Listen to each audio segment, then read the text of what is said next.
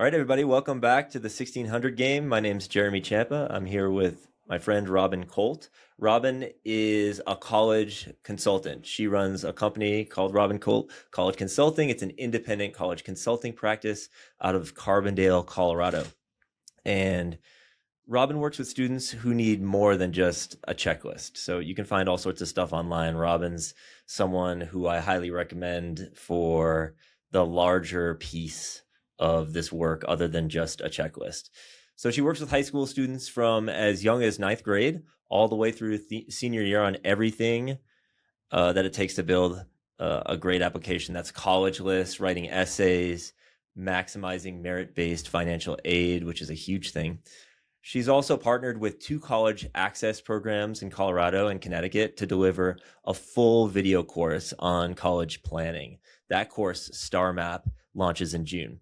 And that's the biggest reason why I wanted to talk to Robin, because I looked at Star Map and I thought it was excellent. I thought that the people who are working with me should really know about an option like this where you're getting, this incredible amount of knowledge, value, support, at a tier that's not necessarily the same thing as what Robin does one-on-one. Of course, if you can afford to work with somebody one-on-one, then you're going to get the highest level of care and support.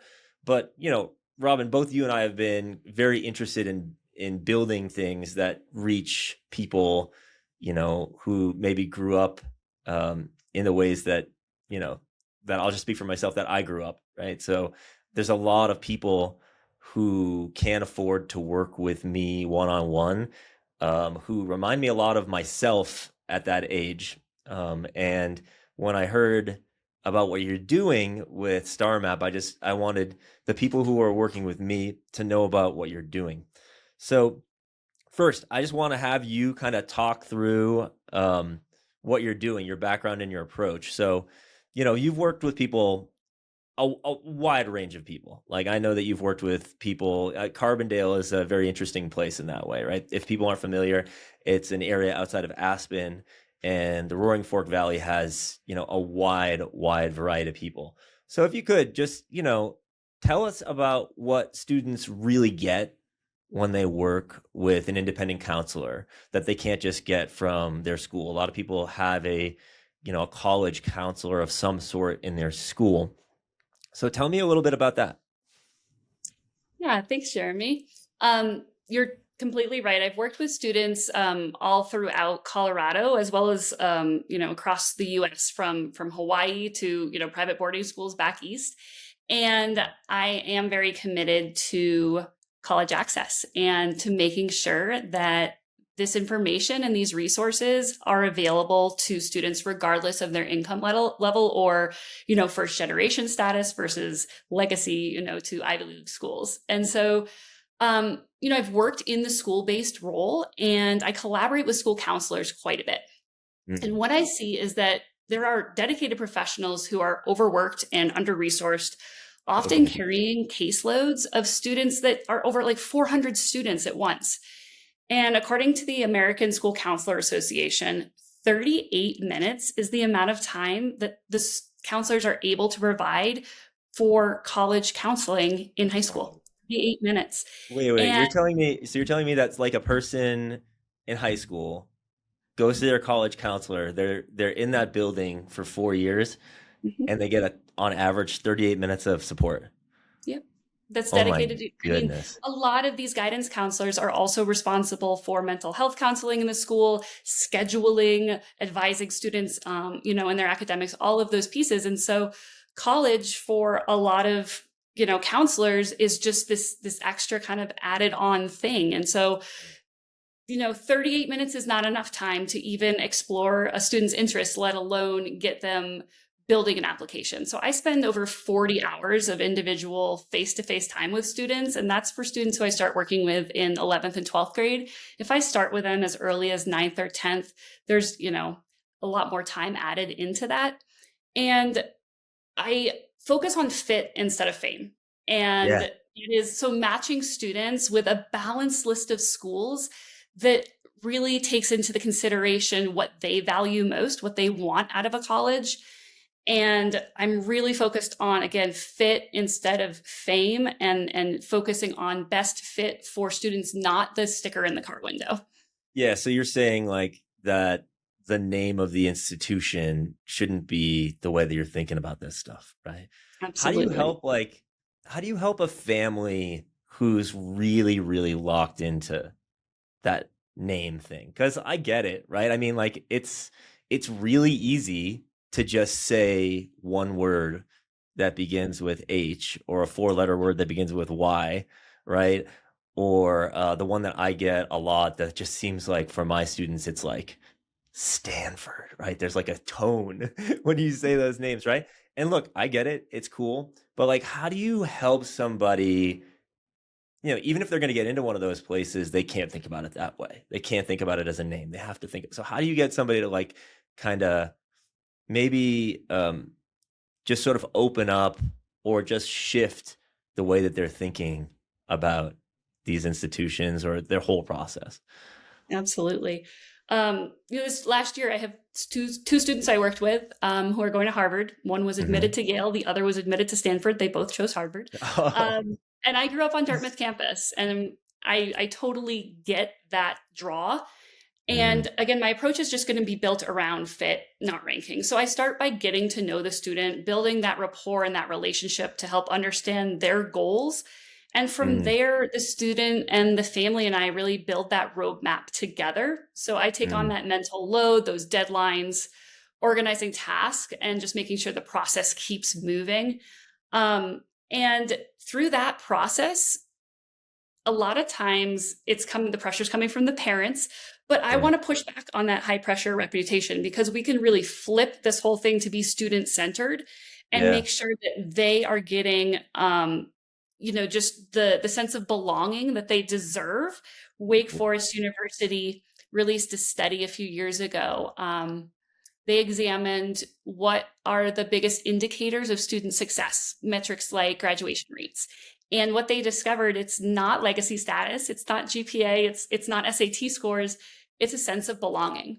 And so Mm, where students feel like they fit with their people, place, passion, and price, which are my 4 Ps of best fit, that's where the student is going to thrive.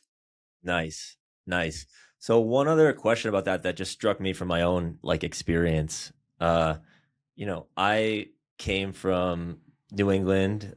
You're when the first time I saw your 603 area code, I got those warm, fuzzy feelings because I went to high school in New Hampshire at a boarding school, and I grew up, just over the border in Massachusetts.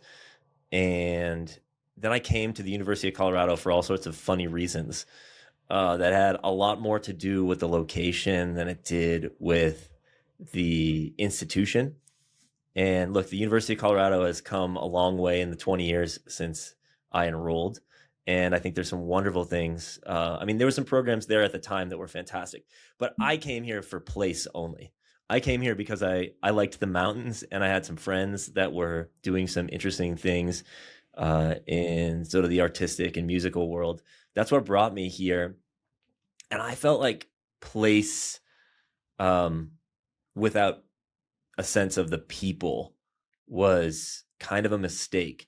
I'm sure you run into this sort of resort mentality, right? There's like maybe there's the people who are very high on names like Harvard and Stanford, and then there's other people who are just really high on place, right? So how do you help somebody kind of sort of deprogram or at least sort of reweight that discussion of place, right? So, because I think that's the other big one, other than prestige, right? So, let's say someone's like, I really, really want to go to California. Now, there's 1,000 schools in California. I don't know the exact number. You might actually, but how do you help somebody with maybe it's not that you don't choose place, but you have to get more precise. Like, how do you help somebody who isn't prestige oriented, they're place oriented? Absolutely.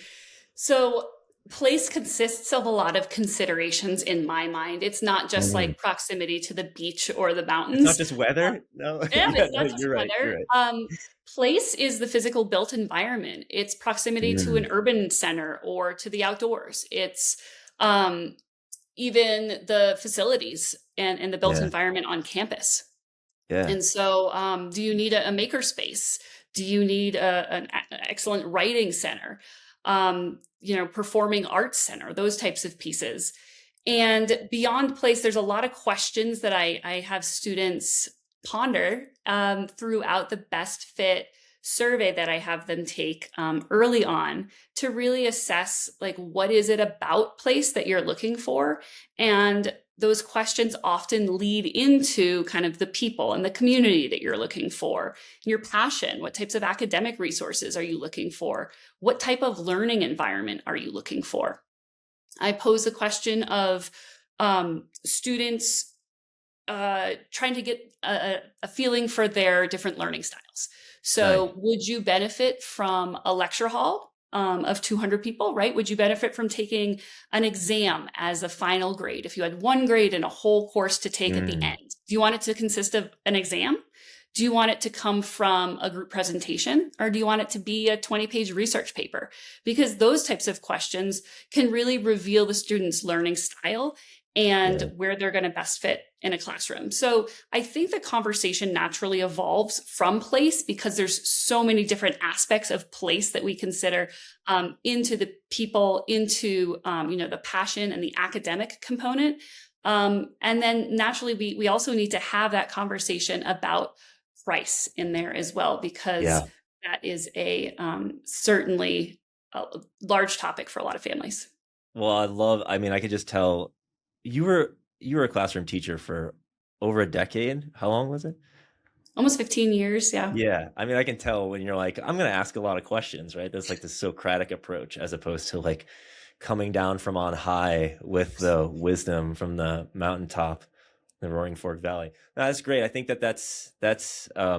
I really wish I had someone who had those conversations with me when I was 17, 18, because I think basically one of the things that both of us do is provide a sounding board, because so many students are so sick of having these conversations with their parents.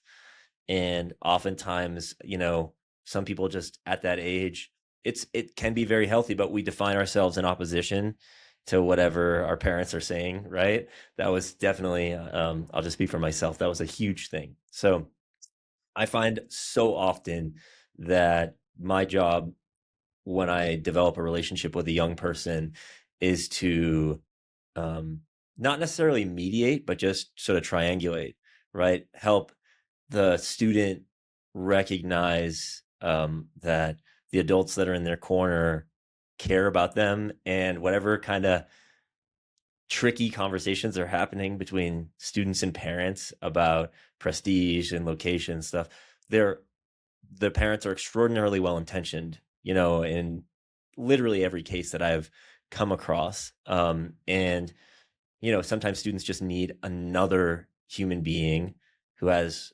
expertise and can listen and ask good questions, right? And I think most of the high school kids that I work with are so sick of being um, told something, and they're so ready to be treated like a young adult, right? I think one way that I really prime kids for work is to tell them like, hey, we're trying to do something really hard, and you're about to go off and live an entirely different lifestyle than you do at your home. I'm going to start treating you like you're already there, right? Like I'm going to start treating you like a young adult instead of like, a, a an old kid or something like that.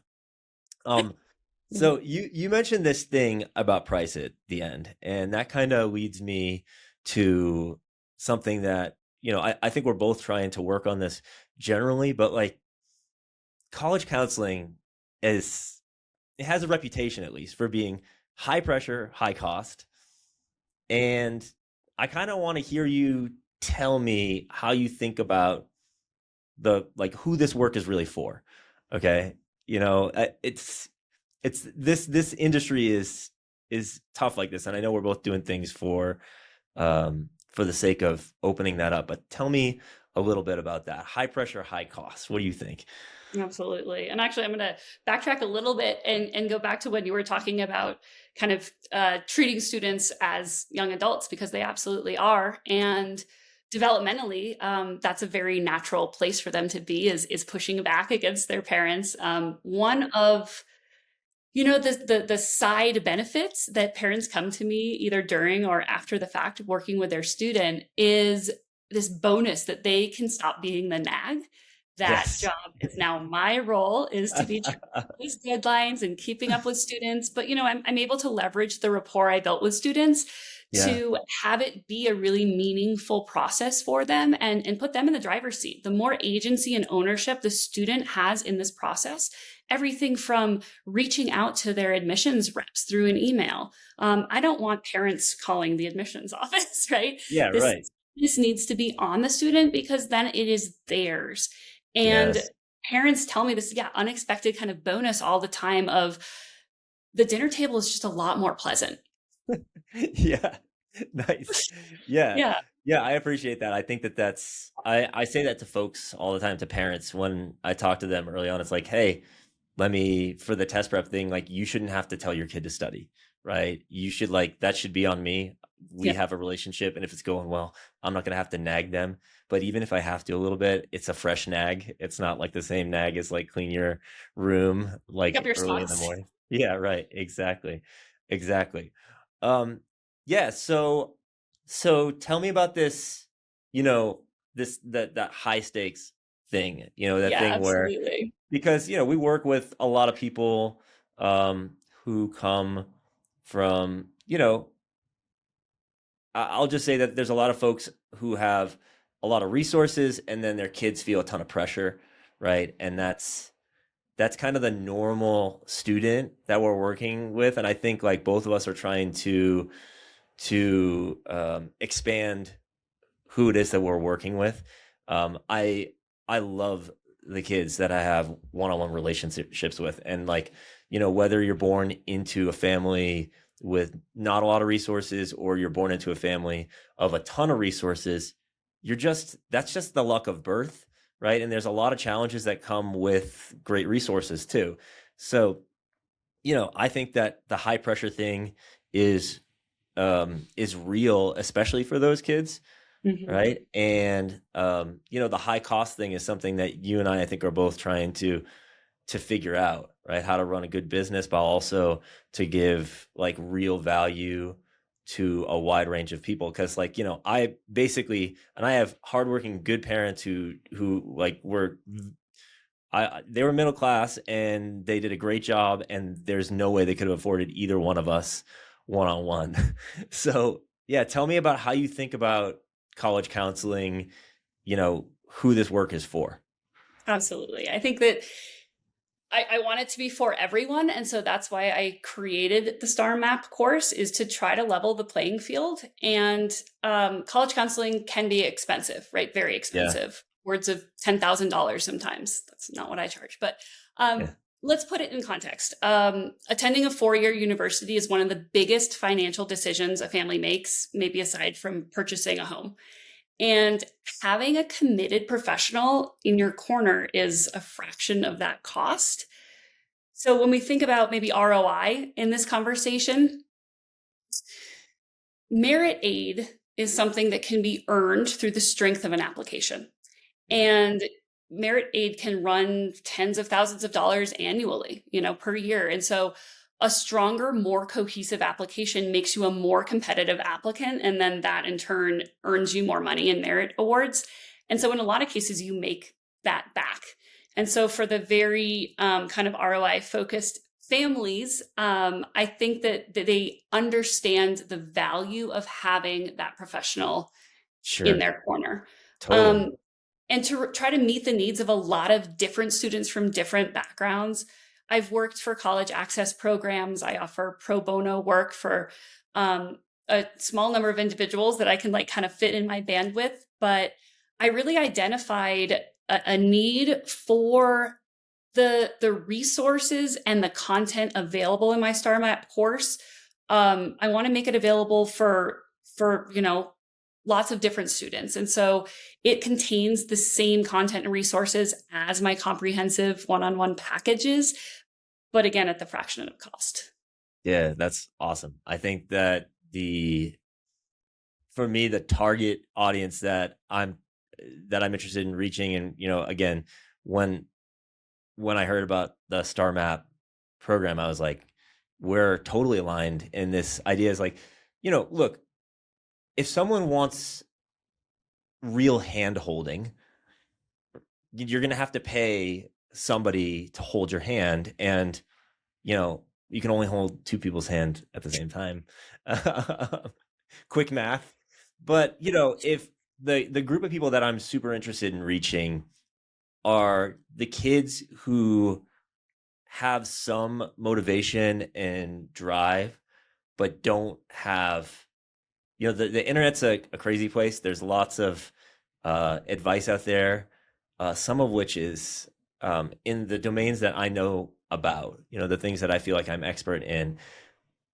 If I went on a mission to debunk all the nonsense about the things that I know about on the internet, like that would be a totally quixotic mission. Like there's just no way, I'd be, the windmills I'd be charging at would be infinite, right? And actually, unlike my metaphor stretched to the limits here, because the windmills are actually real enemies and not just windmills. They're real opponents. But I do think that in your field, because there's so much intense fear about this stuff, a great tactic for people who want clicks and who want to build a living on the internet is to just say, to feed into real fear.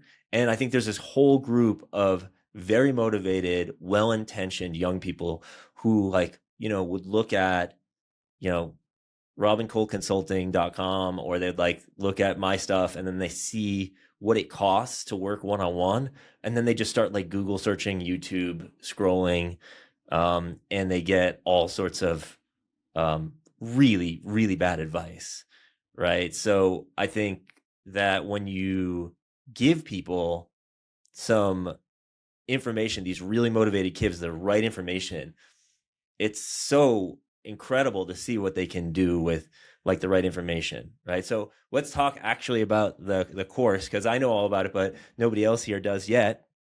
I kind of feel like you've told me a little bit about kind of the broad strokes, but kind of just nail down for me a couple of ideas about Star Map. Like, where did it come from? Am I nailing who it's for? Is there other people who you think it's for? Right. And then, once you cover that, just talk to me about just the way the program works broadly, and we'll get into specifics as we go. Yeah, absolutely. So Star Map is a video-based course, and it consists of 8 modules and 40 lessons.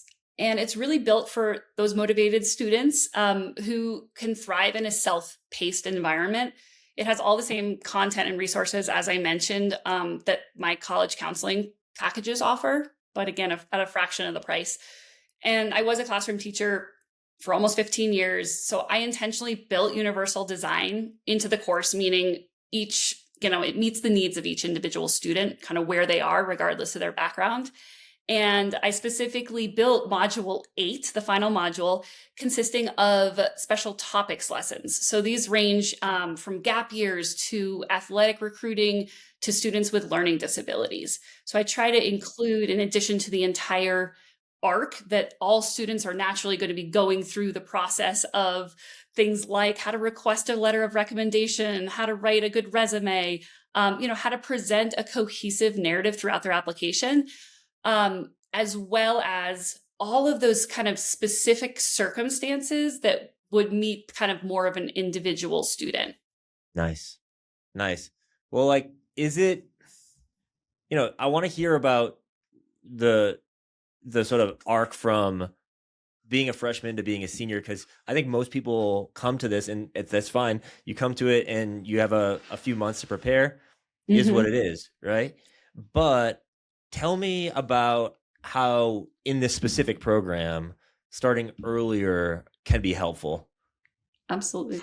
So the earlier, as you mentioned, kind of with SATs, the earlier you start those initial conversations with students, exploring their interests, their goals, their future plans, the more confident they become in talking about it themselves. And that's going Yeah, to translate into their application. And my totally. work with ninth and 10th graders also focuses on, those personal inventory assessments, things like career quizzes and strength surveys and values exercises. And this prepares them to navigate the many steps involved with a stronger sense of self and direction. And Yeah. by starting early, we're also building in course selection. So, one of the biggest weighted factors in college admissions is the rigor of the transcript. It's not just that GPA, right? Or that ranking if schools are going to be Yeah. calculating. It's really looking at course rigor and weighing a student's transcript against their school profile. So trying to ask what opportunities did this student have available to them and what did they take advantage of? And so Nice. I help students build that course selection with a level of rigor that's appropriate for them and what their potential interests are in the future. Nice. Nice. Yeah, I think that that's huge because, you know, I think a lot of the young folks who come to me with the normal cadence, like junior, senior year kind of stuff, they feel like by the time they step into the stream, it's a torrent and they're just getting like sort of pulled downstream, right? And I think that if you kind of enter at like the headwaters, right? If you're like a ninth grader, it's the beginning of this kind of process, eventually you're going to end up somewhere different. But seeing the entire high school project in that context, one thing I love that you just said is I forget the exact language you use, so forgive me if I'm putting words in your mouth, but you just mentioned the way in which kids are kind of starting to take ownership um and let the process, like course selection is kind of part of this overall identification of who you are, right? And I think that what happens if you start too late is you have this feeling of like you're just checking off boxes to get to this next step that everybody tells you that you're supposed to do. And it's like an unexamined, there's a potential for it to be unexamined, right? The process, you're just kind of like doing it. You want to go to the best school that you can get into, whatever the heck that means, right? But I think that college becomes a more productive endeavor if you've spent the last years not in order to get into school, but for the sake of your life, your soul, your humanity, to like start thinking about who you are, right? And having a sounding board like you, or to have a course that's provoking students to ask those questions without the pressure of figure out who you are and write it down right now because your personal statement is due. Also find the hook, right? Like, um, so, you know, I want to hear about like one thing. It could be more than one if you want, but like I'm kind of interested in if somebody who generally knows that this would be useful for them, right? They'd be like, yeah, I know I need some support, right? And I also know that the one-on-one thing, ROI notwithstanding, it's just like not on the budget right now. Like a program like this makes sense for me. Tell me what is going to surprise people that's in there, like something where they feel like, yeah, I need help with A or B, but then they come across C and they're like, oh darn, like I had no idea that I needed that. Thank goodness that I got the support. Absolutely. So, the real differentiator in Star Map to begin with is that I offer live office hours in the fall during peak admission season to answer student and family questions when Oh, that so it's matters not just most. recorded stuff. No, and I think that Wow. is really what separates this, right? There's free Yeah. videos available online, but to have an expert kind of guiding you through the process, I've created a student guidebook where students are able to work through each lesson in addition to the videos to supplement it, and there's a whole separate essay guidebook as well. And so it is a full curriculum, and I think what families are surprised by most just throughout the college process, and is that they learn that the Common App is broken into several individual sections in the student view. Mm. And so that's different for college admissions readers. College admissions readers are going to be presented with one 8 to 10 page PDF, and they're going to have 4 to 8 minutes to read the Oh my entire goodness. application. So that's not just looking at the essay or the transcript, that's the entire thing. And when they're done, they're going to jot down 1 or 2 sentences to summarize that student as an applicant, and then bring that with them to the committee room to ultimately make a decision. And so Wild. we want to direct that narrative early and start to figure out, what do you want that sentence to say? Right. And we craft a soundbite that captures that student's, values, their academic interests, their strengths ahead of time, and then weave the elements of that soundbite through every part of their application. So the Yeah. reason STAR Map is called STAR Map is because I really think of the college application, especially the Common App, as a constellation. And so the different stars in that constellation are the essays, the letters of recommendation, the activities list, the transcript, even, SAT scores.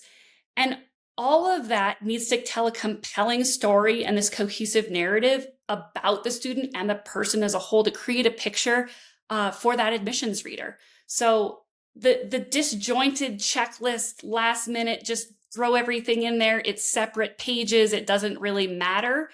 It's actually individual puzzle pieces that we have to draw the connection in that constellation.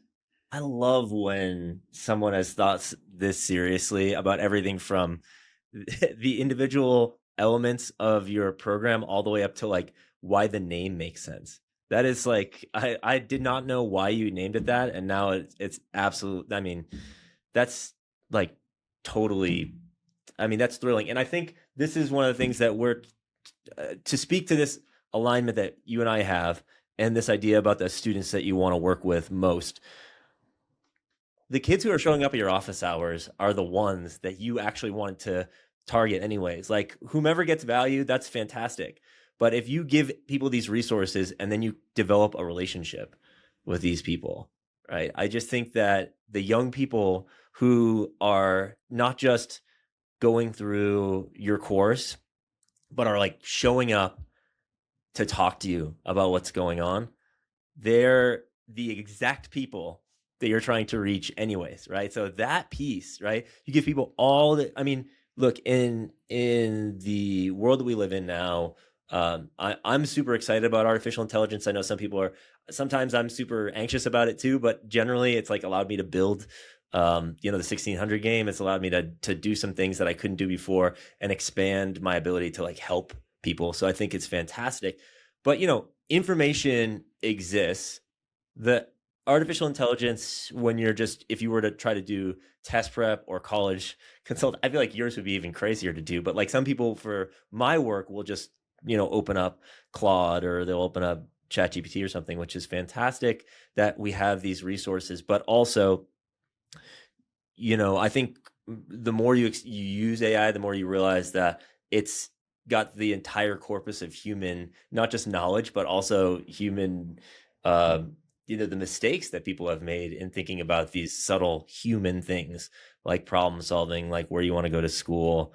And so having not just being able to say, okay, I have this particular library of information, this star map of everything that I need to do, right? This constellation of elements that are all going to just hit somebody just like a night sky, right? Like they're just going to see it all at once, right? To have that and then be able to go to the person who took all the time and effort to develop this map of the stars, right? It's like one thing to have the map. It's another thing to like be able to talk to Galileo a couple times a week. sorry to Flattering. yes, that you could put that in your intro, like the Galileo of Yeah. college consulting. No, sorry, but like Copernicus, if you prefer, whatever. So I'm super excited about what you're doing because it just sounds like the exact people that I'm trying to help with my very, very narrow project of the test, um, are the exact people that you're trying to help with, the entire, I won't keep going with the metaphor. I could, but the entire world of consulting. I was very, very tempted to go back to space there. Okay, so like I think we're almost out of time. Trent, we're getting close. We're really close. Okay, so before we go, because look, you and I could talk test prep, but like people hear me talk about test prep all the time.